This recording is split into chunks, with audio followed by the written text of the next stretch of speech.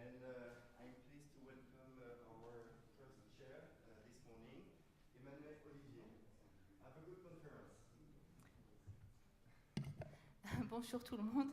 Donc j'ai le plaisir de commencer cette seconde journée du colloque et par un panel qui est intitulé Festival de musique religieuse et espaces sonores translocaux, Religious Music Festivals and Translocal Soundscapes. Et j'ai également le grand plaisir, de vous présenter Jessica Roda qui va commencer ce panel. Jessica, vous la connaissez tous, je suppose, mais elle est ethnomusicologue. Elle a une double formation d'ethnomusicologie et d'anthropologie. Elle a fait sa formation ici à l'Université de Montréal sous la direction de Monique Desroches. Elle est actuellement stagiaire postdoctorale à la chaire de recherche du Canada en patrimoine urbain et ses recherches portent plus particulièrement sur la musique juive et les festivals de musique séfarade et de culture séfarade. Elle publie énormément, notamment un ouvrage sur la construction du patrimoine musical judéo-espagnol et de son actualisation en France, qui est probablement issu de sa thèse, aux presses universitaires du Québec. Et elle est en train de préparer un numéro spécial d'une revue qui s'appelle International Journal of Heritage Studies, qui est prévue pour 2015. Voilà. Donc à toi, Jessica. D'accord, bonjour à tous. Tout d'abord, je voulais remercier les organisateurs pour cette possibilité de venir présenter un travail en cours sur le Festival Séfarade à Montréal. Et je voulais tout d'abord dire que c'est intéressant, donc sur un terrain juif, plus particulièrement à Paris et au Québec. Il est évident que la question du transnational est centrale dans mes recherches et je pense de tout à chacun qui s'intéresse à ce type de terrain. Dans ma réflexion actuelle, je m'interroge plus particulièrement au rôle de l'artiste transnational, en raison tout d'abord de sa reconnaissance au niveau international, sur les dynamiques identitaires des communautés séfarades. Ici, séfarade est entendu au sens large, à savoir les cultures du Maghreb et du Mashrek.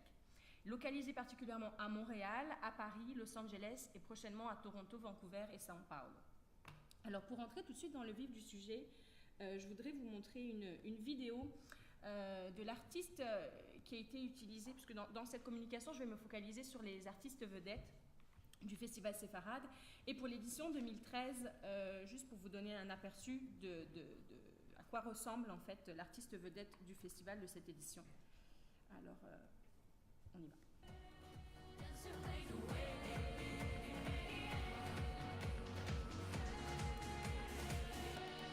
Quand le jour s'assombrit invariablement bleu, le ciel restera là au-dessus de toi.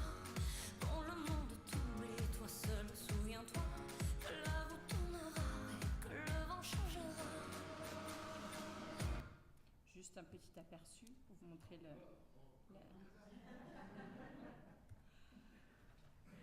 Alors, le 17 juin 1990, au Centre communautaire juif de Montréal, l'ensemble Gerineldo, dont une des membres est parmi nous aujourd'hui, groupe emblématique de la musique séfarade au Québec et plus largement au Canada, à cette même époque, est l'invité vedette du Festival séfarade de Montréal. Près de 20 ans plus tard, le 8 novembre 2009, dans la célèbre salle montréalaise de l'Olympia, c'est au tour du chanteur juif algérien Enrico Macias, puis de Danny Briand en 2010, avec son spectacle Puerto Rico. La présence de ces artistes en tant que porte-parole de la communauté séfarade de Montréal sous l'égide du festival communautaire soulève une série de questions. Tout d'abord, comment expliquer ce changement de paradigme en termes de représentation musicale sur une période de 20 années ? Avec l'ensemble Gerineldo, l'accent est mis sur l'héritage judéo-espagnol marocain, les pratiques musicales localisées dites traditionnelles ou folkloriques, pour reprendre la terminologie de mes informateurs, tandis que la figure de Danny Briand et de Enrico Macias renvoie respectivement à la Tunisie, à l'Algérie, à la variété française et au succès transnational. De quelle façon l'intégration de la pratique singulière des artistes de la diaspora a-t-elle modifié le patrimoine collectif des séfarades montréalais ? Plus largement, qu'est-ce que l'intégration de ces stars de la chanson populaire révèle sur l'expérience des Juifs marocains qui forment majoritairement la communauté au Québec ? Pour répondre à ces questions, une biographie du festival et une ethnographie institutionnelle, en amont pendant et en aval des éditions de 2012 et de 2013 du festival a été au cœur de la démarche méthodologique. À l'instar de la proposition de Kopitov sur la biographie des objets, le festival est ici analysé tel un objet dont la biographie révèle des informations sur la façon dont la communauté se représente à travers le temps. À partir d'une biographie sociale, il est question de mettre en lumière les transformations de l'événement en termes de sens et de fonction pour la communauté qui l'organise. Plus largement, cette analyse alimentera les réflexions et les connaissances sur le rôle des festivals et plus précisément de la star internationale dans la création de communautés imaginées, la consolidation de réseaux transnationaux et l'affirmation de la réussite sociale et culturelle de la communauté séfarade à Montréal. L'histoire de la communauté séfarade de Montréal a débuté à la fin des années 50, au moment où de nombreux juifs du Maroc émigrent au Québec à la recherche, et je reprends la terminologie des informateurs, d'une meilleure qualité de vie. Les circonstances de cette immigration sont bien plus complexes, mais ce n'est pas le propos de ma communication aujourd'hui. J'utilise ici le terme communauté comme une catégorie endogène, mais également pour désigner une communauté institutionnalisée. En effet, à leur arrivée, dans le but de répondre à leurs besoins spécifiques en termes de pratiques religieuses, linguistiques, culturelles, éducatives et sociales, les Juifs marocains s'organisent institutionnellement pour former celle que l'on désigne désormais comme la communauté séfarade unifiée du Québec. En tant que francophones et Juifs orientaux, ces Marocains se sentent particulièrement étrangers aux Juifs anglophones établis à Montréal depuis le XIXe siècle, même si les premières familles juives au Québec sont séfarades, principalement venant de Londres. Mais à cette époque-là, elles arrivent en petit nombre et n'ont pas formé de communauté institutionnalisée. Ils décident alors de créer des événements, des lieux et des moments pour se rassembler et partager leur expérience en tant que nouveaux immigrants, mais également pour poursuivre la transmission de leur culture aux nouvelles générations. Dans ce contexte, en 1973, les leaders communautaires organisent une semaine culturelle au sein duquel leur culture matérielle et immatérielle importée du Maroc est célébrée. Cette semaine culturelle est un événement épisodique au sein duquel les références religieuses ne sont pas exclusives, mais récurrentes, notamment en ce qui concerne les manifestations musicales et les thèmes des débats et conférences.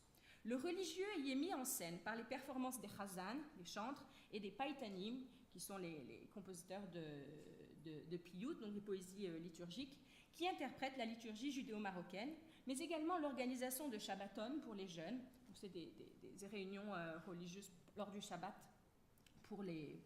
principalement pour les jeunes, mais également des conférences sur des thèmes de l'expérience juive marocaine et plus largement séfarade, qui recoupent l'ensemble des communautés du Maghreb et du Mashrek dans ce cas précis. Outre cette représentation du religieux, l'expérience culturelle et artistique profane est aussi mise en scène par l'entremise d'une chorale, d'une troupe de théâtre et la présence de l'ensemble de musique judéo-espagnole Gerineldo. La majorité des artistes sont alors locaux et participent activement à la vie communautaire. En l'espace de 2 décennies, cette semaine culturelle à visée communautaire s'est peu à peu transformée en festival visant toujours à fédérer les membres de la communauté et à valoriser l'identité séfarade au sein de la majorité juive ashkénaze montréalaise, mais également à attirer les jeunes et à se positionner en tant que communauté immigrante, témoin d'une intégration sociale, économique et culturelle. Pour ce faire, les membres de la CSUQ, la communauté séfarade unifiée du Québec, vont alors intégrer le réseau des diffuseurs culturels communautaires dans le but d'inviter des artistes de renommée internationale. L'objectif étant de faire du Festival de Montréal une plateforme incontournable de la culture séfarade à l'échelle internationale. Les organisateurs vont alors plus uniquement inviter des artistes locaux d'origine juive marocaine ou autres, mais des artistes qui se revendiquent ou sont perçus comme séfarades, originaires du Maghreb, du Mashrek, incluant Israël. Ce passage de l'artiste local d'origine juive marocaine à l'artiste international séfarade va profondément modifier le festival et plus largement l'image de la communauté à Montréal. Pour les membres de la CSUQ, la présence de ces artistes est indispensable pour 2 raisons. Tout d'abord, elle encourage les jeunes générations à fédérer autour de la communauté, à s'identifier à la star et ainsi à développer ou consolider un sentiment d'appartenance déjà établi par les écoles juives séfarades, notamment l'école Maïmonide et l'école de l'Alliance israélite universelle, que la majorité des jeunes ont fréquenté et fréquentent, mais également les synagogues de rite séfarade.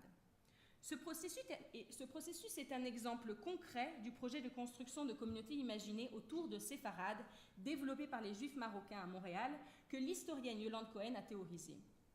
Ensuite, la présence de ces artistes montre que les Juifs marocains partagent des référents culturels communs avec les Montréalais et plus largement les Québécois, surtout qu'ils réservent les pratiques religieuses pour la sphère privée. L'intégration d'artistes séfarades originaires du Maroc, de Tunisie ou d'Algérie au festival est en concomitance avec le projet identitaire de la communauté qui tend à séfardiser la communauté montréalaise et plus largement à inclure l'ensemble des Juifs non ashkénazes et à atténuer la spécificité marocaine. Néanmoins, ces artistes séfarades n'identifient pas nécessairement leurs pratiques à leur héritage ethnique et religieux. Comme vous avez pu le voir avec la première vidéo, il n'y a absolument rien de séfarade finalement. Ainsi, si l'on est passé d'une marocanité à une séfardité, avec un tel projet, la référence culturelle à séfarade tend à disparaître. Et c'est d'ailleurs certainement pour cette raison que les musiques traditionnelles profanes associées au Maroc judéo-espagnol ou au Maroc judo-arabe, ainsi que les artistes et les ensembles de la région tels que l'ensemble Gerineldo, même s'il n'existe plus, il existe, mais pendant longtemps il n'a plus autant joué, mais l'ensemble des groupes de ce domaine-là ont progressivement perdu en visibilité. Sous la présidence de David Bensoussan et Marc Cacon de la communauté séfarade unifiée du Québec, la dimension commerciale et spectaculaire du festival atteint son apogée. En 2006, sous l'influence des acteurs politiques municipaux, David Bensoussan transforme la formule de la Biennale séfarade de Montréal en un événement annuel. Cette transformation vise à augmenter la visibilité, mais surtout à permettre à la CSUQ de candidater pour les demandes de subventions municipales, provinciales et fédérales. Les deux présidents envisagent alors le festival comme un spectacle où l'image de la star séfarade, réputée internationalement, devient la marque de fabrique de la manifestation. Les entrevues avec les membres de la CSUQ montrent à quel point l'image de la star vise à mettre en scène la réussite séfarade à l'échelle internationale. Cette réussite s'exprime alors sous l'égide du spectaculaire, du populaire et du consommable pour tous. Même si les activités habituelles, telles que les expositions, les conférences sur des thématiques reliées au judaïsme séfarade, les représentations théâtrales et musicales à saveur orientale, je dis bien à saveur orientale, continuent d'exister, la publicité du festival change radicalement et son image de marque émerge. Dans cette perspective, Brigitte Danino, qui est la directrice du festival, et les présidents de la CSUQ décident d'augmenter l'utilisation des médias numériques sur le web, la radio et la télévision pour renforcer la visibilité du festival. Ici encore, la star fait office d'objet promotionnel de l'événement. Et je voudrais vous montrer la vidéo promotionnelle de l'édition de 2010. Et quand je vois tes yeux, je suis amoureux. Quand j'entends ta voix, je suis fou de joie. Quand je vois tes yeux, je suis amoureux. Quand j'entends ta voix, je suis fou de toi. Mais tu as tant de charme.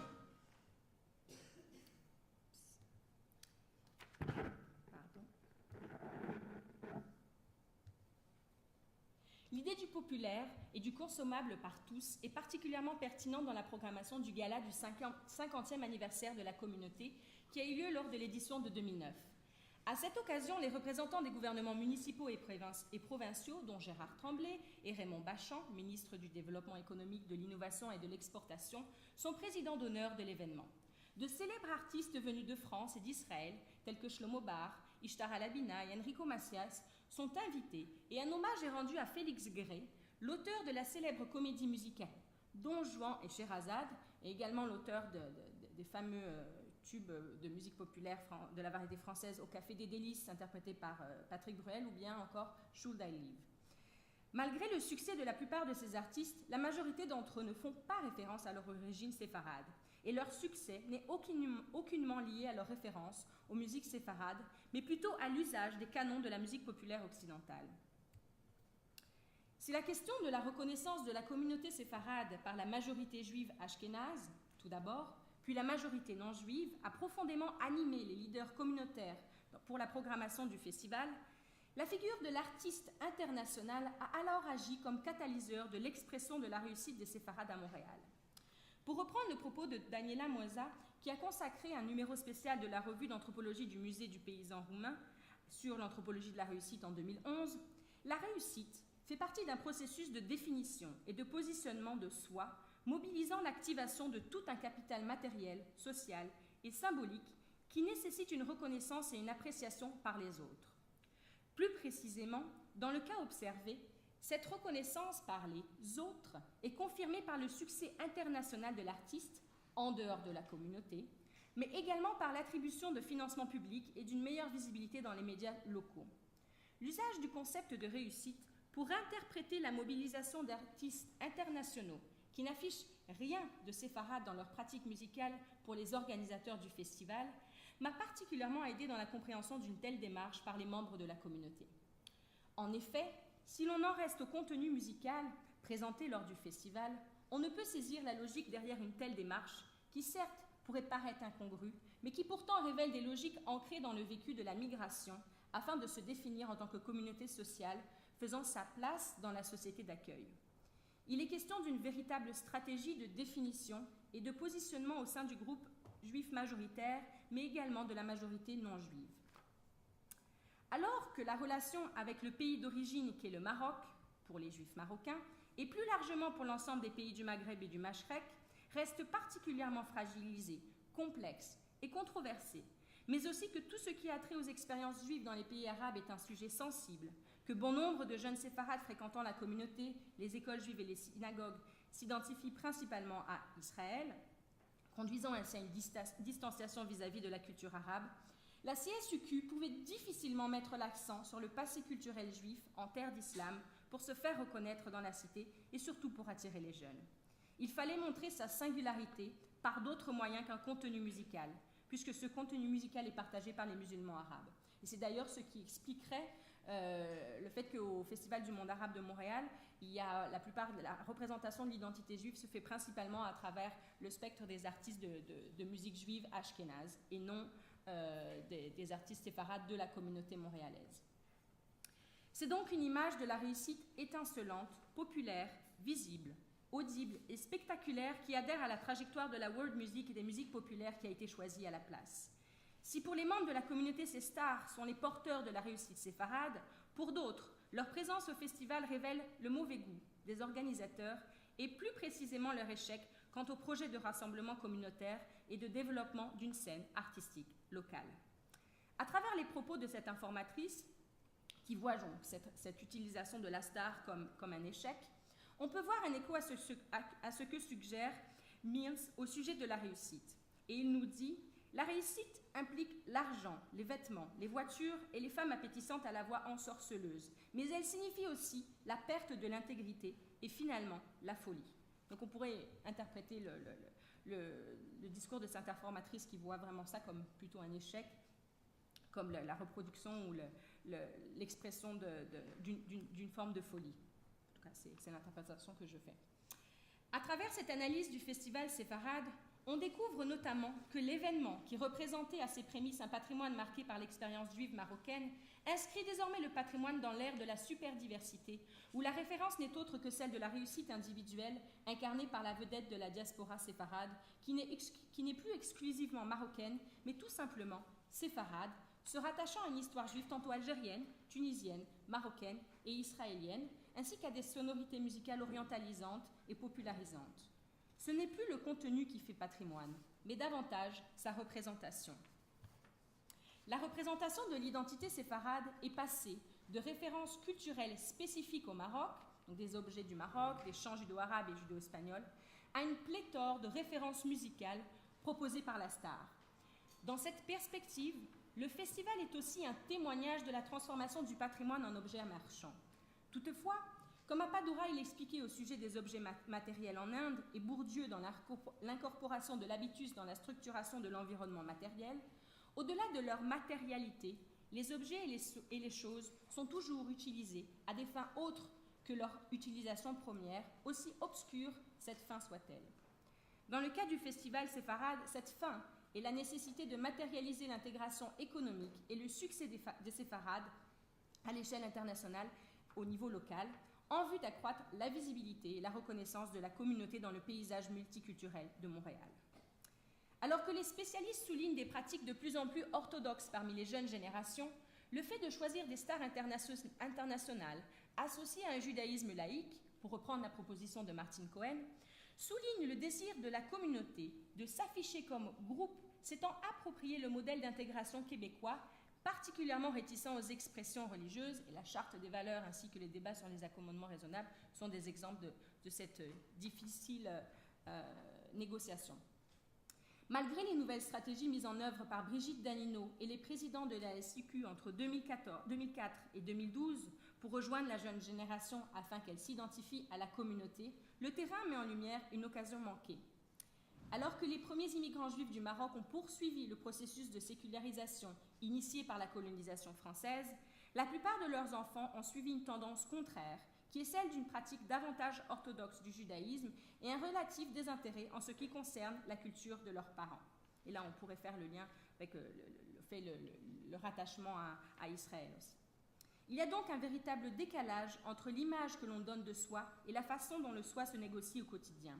Comme Tom Cohen, célèbre mandoloniste israélien, directeur artistique du World Music Festival de Gibraltar et du dernier album de Mor Kardassi, une artiste de musique judéo-espagnole, donc comme Tom Cohen l'a testé récemment, avec un peu de désespoir, contrairement aux patrimoines musicaux des Ashkénazes dont le klezmer et les répertoires de chants yiddish, qui ont une plus grande visibilité dans l'espace public montréalais, les séfarades de Montréal ont très peu de visibilité en dehors du festival. Concernant les scènes musicales intermédiaires, on n'en répertorie aucune. Le restant du patrimoine séfarade marocain est principalement audible dans quelques synagogues qui restent de plus en plus rares car cet héritage n'a pas réussi à participer d'une reterritorialisation. Merci.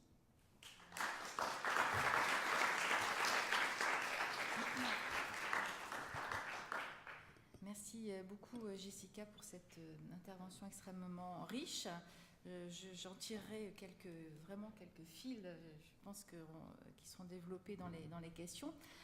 Tout d'abord, le festival, comme forme transnationale finalement, qui a été que tu as vraiment sur lequel tu as beaucoup travaillé, forme transnationale de la mise en scène de culture. Donc là, c'est une banalité que je dis, mais enfin là, on voit à quel point, toute la richesse de cette mise en scène de la culture dans une construction de ce que Nathalie Heinisch a appelé un régime de visibilité. Et là, ça se voit très très fort à travers la figure de la star et cette visibilité. Et mes questions, ça serait, qu'en est-il des politiques de la ville de Montréal vis-à-vis justement de ce festival, et comment Montréal s'approprie éventuellement ce festival de musique séfarade?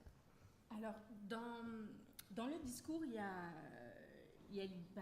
d'abord dans les projets des politiques culturelles de la ville de Montréal, il y a un certain nombre de programmes pour l'ensemble des communautés culturelles auxquels le festival séfarade participe depuis 2006, et ce qui a aussi conduit à transformer un petit peu sa programmation et à amplifier davantage aussi cette idée d'utilisation de la star pour attirer un certain nombre de publics.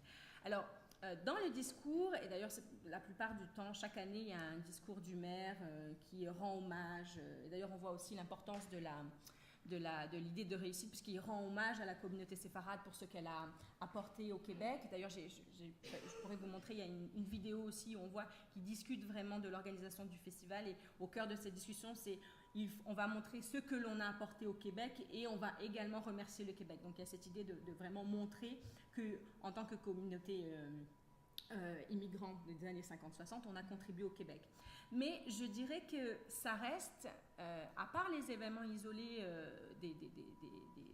des stars comme les concerts de Enrico Macias ou de Danny Briand, ou encore les concerts des humoristes comme Gad Elmaleh ou Michel Boujna qui attirent des Montréalais au-delà de la communauté, il n'y a pas une appropriation de la ville de Montréal de ce festival. Pourquoi? Parce que la communauté vit quand même beaucoup vit beaucoup refermée sur elle-même finalement, d'un point de vue géographique et oui, principalement d'un point de vue géographique, mais en termes aussi ils ont l'ensemble de leur institution et n'ont pas forcément. Ils en ont besoin parce que pour eux, c'est important d'avoir l'implication des politiques municipales et de montrer la réciprocité aussi avec ces acteurs-là, enfin, ces acteurs politiques et les Montréalais plus largement. Mais c'est en termes de discours, mais en termes de pratique. Ouais, c'est autre chose. D'accord. Est-ce qu'il y a des questions dans la salle? Monique? Merci Jessica, même si je connais déjà beaucoup ton travail, j'ai quand même appris des choses nouvelles, donc bravo. C'est sûr que tu as bien insisté sur la dimension transnationale, c'est le thème du colloque, et tu l'as bien montré d'ailleurs.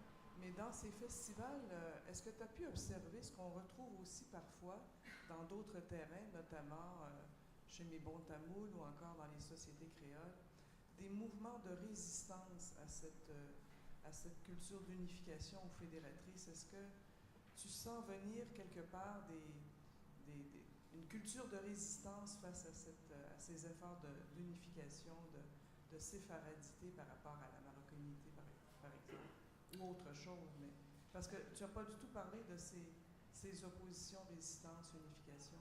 Ça m'étonne qu'il n'y en ait pas chez toi aussi. Ben, c'est sûr qu'il y en a, mais pour faire court, la plupart des résistants sont complètement évacués de la communauté, enfin la communauté institutionnalisée, donc la CSUQ. À partir du moment où on est dans un rapport de résistance et qu'on ne partage pas forcément les idées, c'est assez difficile de faire partie de ce projet communautaire. Et donc ce festival est principalement organisé par la communauté. Il faut savoir que la communauté de Montréal est très institutionnalisée. Et donc oui, il y a les résistances, mais elles sont complètement évacuées, elles ne sont absolument pas visibles et audibles, je dirais.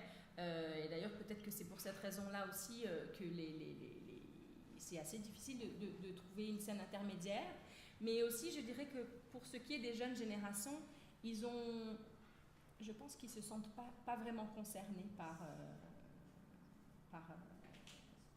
en tout cas de ce que j'ai pu observer, par ce qui se passe.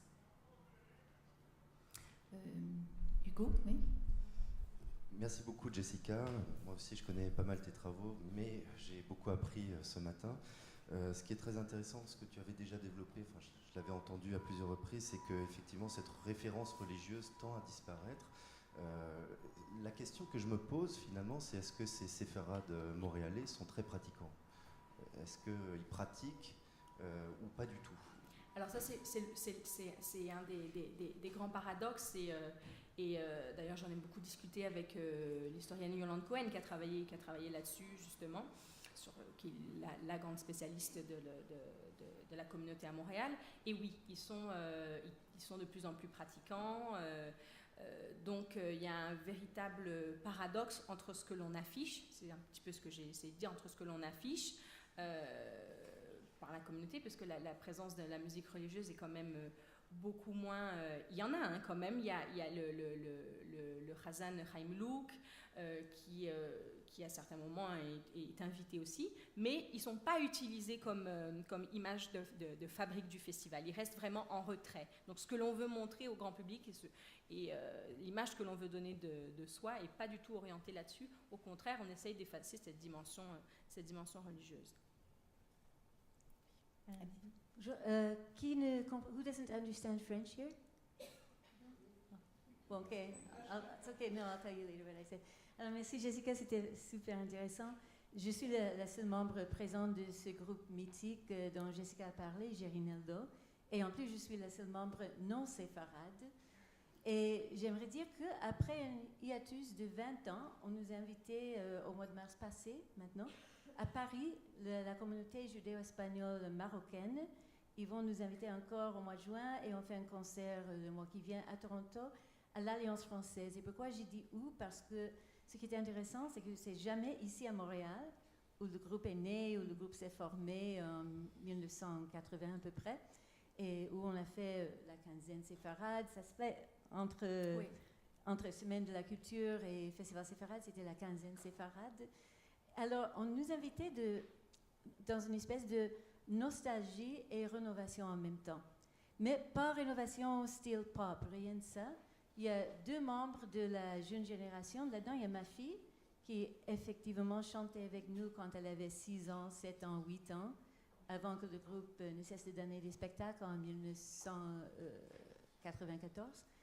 Et le petit-fils de Solly Levy, qui est l'autre membre important musical de la formation. Alors, on a ces 2 jeunes gens, mais ils chantent dans le style traditionnel. Et même ma fille, qui a son propre groupe, qui fait des choses un peu plus style world music et tout ça, quand elle chante avec nous, elle apprend exactement les ornements, le style musical de chanter. Donc, l'intérêt vient d'un côté de la France, de la communauté séfarade de Paris, et de l'autre côté de l'Alliance française à Toronto, mais pas de la communauté originale ici à Montréal. Alors, c'est juste une observation pour le rendre plus adapté. Une dernière question.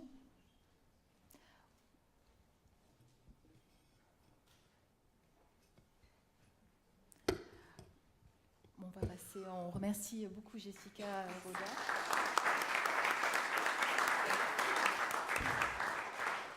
Et on va passer à la communication suivante de Monica Salzbrunn et de Rafaela von Weich.